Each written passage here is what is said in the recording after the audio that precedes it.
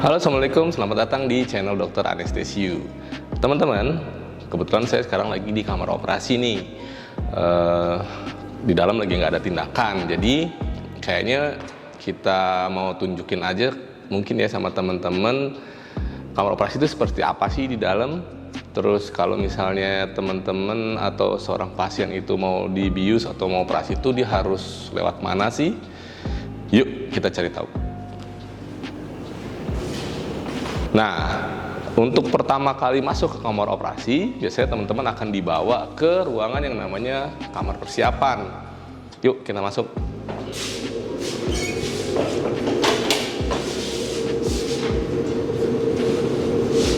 Nah, di kamar persiapan ini, biasanya seorang pasien itu akan kita terima dulu gitu dari ruangan asalnya. Mau itu dia dari ruangan rawat inap, dari ICU, atau dari manapun itu, atau dari rumah misalnya.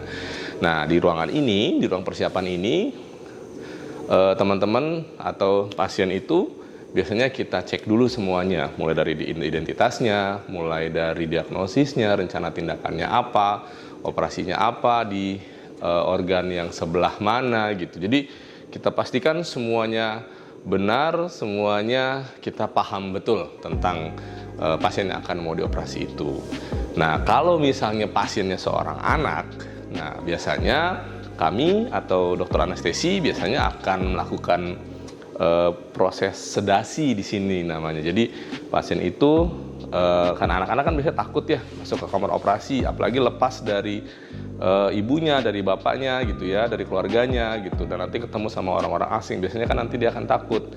Nah, untuk mencegah hal itu biasanya kita sedasi lebih dulu atau kita bikin dia mengantuk atau tidur. Jadi kita kasih obat tidur pasien anak di sini. Nanti setelah dia ngantuk atau tidur, baru kita bawa masuk ke dalam.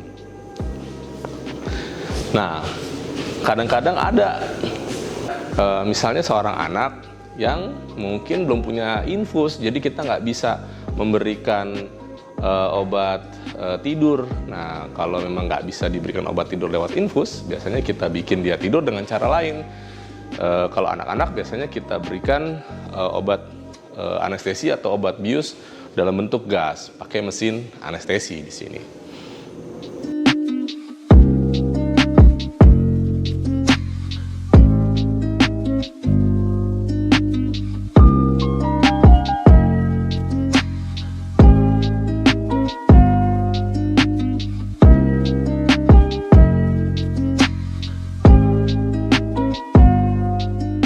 Nah, setelah dia tertidur, baru nanti kita pasang infus. Setelah itu baru kita bawa masuk ke dalam. Jadi setiap anak-anak yang masuk ke dalam kamar operasi nanti itu dalam kondisi tertidur.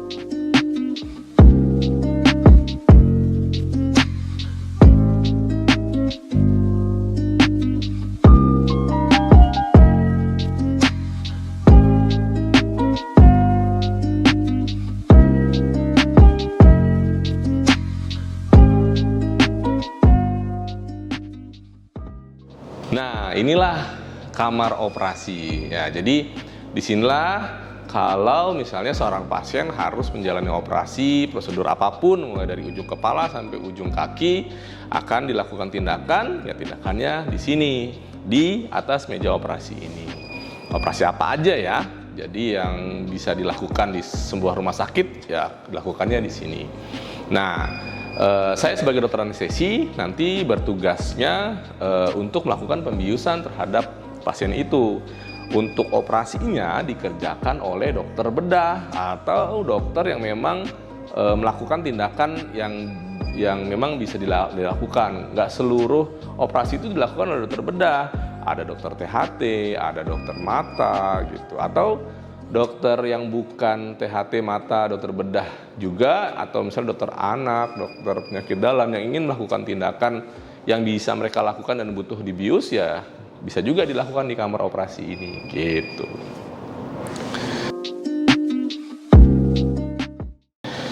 Nah, tugas kami nanti untuk sebelum melakukan pembiusan biasanya saat pasien tiba di ruang operasi ini, lalu kemudian kami pindahkan ke meja operasi, nanti pasien akan kami pasang dulu monitor tanda vital. Di monitor ini akan kita ketahui nanti berapa tekanan darahnya, nadinya, kadar oksigen dalam darahnya, saturasi oksigen gitu ya.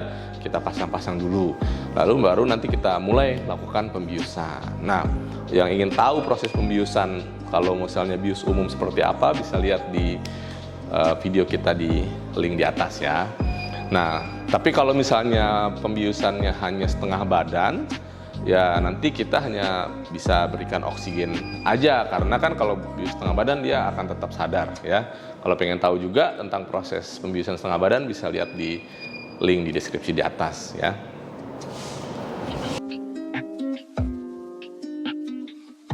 Nah, saya sebagai dokter anestesi nanti bertugas untuk melakukan pembiusan itu. Jadi kalau misalnya bius umum, pasiennya kita buat nanti dia tertidur dalam, lalu kita berikan anti nyeri sampai kita pasang selang nafas. Jadi selama operasi, nafas seorang pasien itu akan kita ambil alih. Nanti kita akan bantu pakai mesin. Nah, mesinnya adalah ini nih. Ini namanya mesin anestesi. Nah, mesin anestesi ini nanti dia bertugas mengambil alih nafas seorang pasien, jadi dia membantu pasien untuk bernafas lewat mesin yang dia punya di dalam ini. Nah, mesin ini juga nanti akan menghantarkan obat anestesi yang dalam bentuk gas, jadi pasien akan tetap dibuat tertidur selama operasi itu berlangsung gitu. Jadi kalau ada yang bertanya, berapa lama sih dibiusnya? Ya, tergantung operasinya itu berjalan berapa lama. Misalnya operasinya sejam, ya kita bius sejam. Kalau operasinya 5 jam, ya kita bius 5 jam. Kalau operasinya 24 jam, ya kita bius 24 jam. Selama itu pun dokter operatornya atau dokter bedahnya meminta untuk tetap dibius, ya kita akan bius. Jadi kalau ingin bertanya berapa lama dia bius, tanya sama dokter bedahnya, operasinya akan berlangsung berapa lama. Selama itu juga nanti pasien itu akan dibius. Lalu kemudian misalnya apa sih yang bisa terjadi selama di kamar operasi? Ya, memang banyak yang bisa terjadi di kamar operasi. Bisa operasinya berjalan lancar, atau ya nauzubillah min dzalik, misalnya ya, sampai operasinya tidak berjalan lancar, misalnya pasiennya mengalami perdarahan atau perburukan kondisi, ya itu bisa saja terjadi. Nah, biasanya kita sudah akan mempersiapkan itu semua dari mulai sebelum operasi. Hal-hal apa saja yang mungkin bisa terjadi selama operasi itu akan kita persiapkan. Kalau emang misalnya operasinya besar, kemungkinan perdarahannya tinggi, ya kita akan siapkan darah. Atau kalau misalnya memang tiba-tiba saja perdarahan tanpa kita duga atau tanpa kita perkirakan, ya langsung kita carikan darah gitu. Sambil kita keliling yuk di kamar operasi itu ada apa aja. Nah, tadi kan teman-teman udah lihat ya, ini adalah meja operasi. Nah, meja operasi ini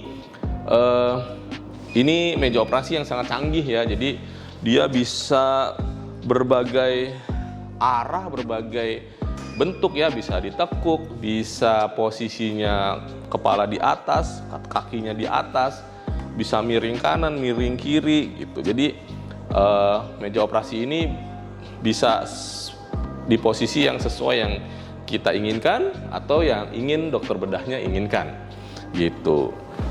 Nah, lalu di sini ada juga yang mesin anestesi yang tadi sudah saya jelaskan.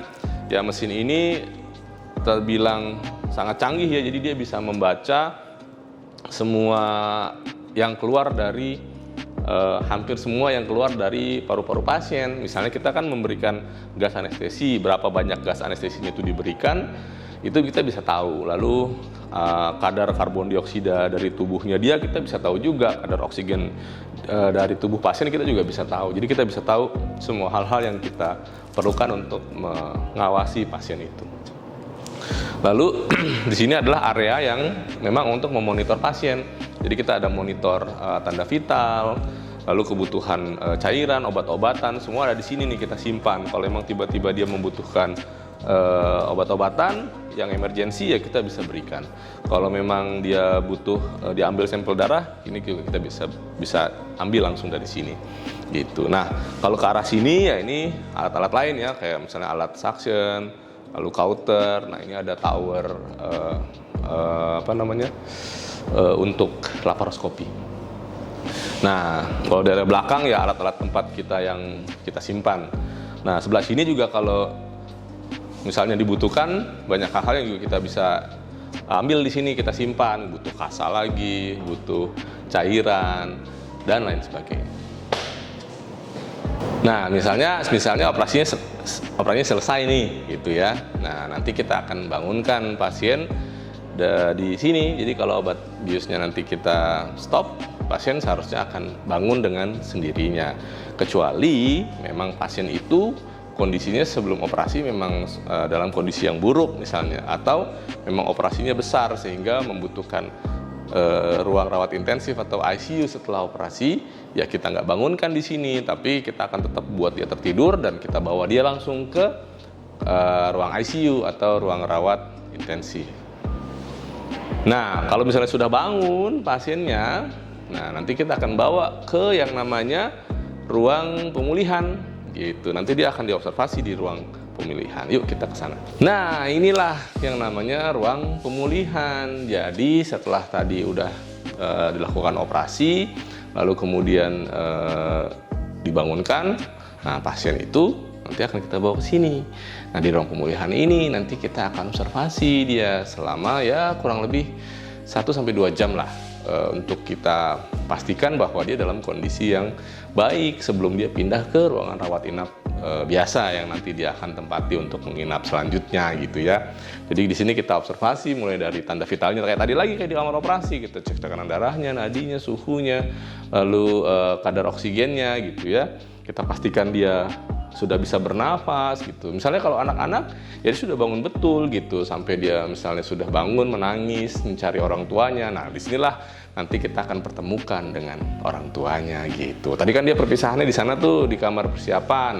Nanti kita bawa masuk ke kamar operasi. Nah, udah selesai nanti kita bawa ke sini, baru dia kita bangunkan. Kalau nanti dia udah manggil orang tuanya, mamanya, papanya gitu ya. Nah, kita panggil deh mama papanya. Nanti dia ketemu di sini. Kalau pasiennya dewasa, ya dia ketemu keluarganya juga di sini, suaminya, istrinya, atau keluarganya, kerabatnya gitu. Setelah dia 1 jam atau 2 jam gitu ya, kita observasi kondisi semua oke, nanti kita akan minta dia dijemput oleh ruangan rawat gitu sama perawatnya dari ruangan rawat, nanti akan menjemput pasien itu di sini untuk dibawa ke ruangan rawat inap. Jadi pasien akan keluar dari sini dan akan kembali ke ruangan rawat inap gitu. Nah, jadi teman-teman, begitulah kira-kira ya kalau misalnya seorang pasien mau menjalani operasi di sebuah rumah sakit. Jadi prosesnya saat di kamar operasi dia akan menjalani proses yang kurang lebih seperti itu. Beda rumah sakit, mungkin beda juga kondisi kamar operasinya. Jadi jangan disamakan ya, jangan dijadikan ini sebuah acuan yang baku karena berbeda-beda pasti. Tapi pada prinsipnya kurang lebih sama gitu. Oke, kalau misalnya ada pertanyaan silakan tulis di kolom komen ya. Kalau ada yang mau ditanyakan, ada yang kurang jelas, atau ya nanyakan hal-hal lain silahkan aja. Selama saya masih bisa jawab, akan saya jawab. Terima kasih. Assalamualaikum.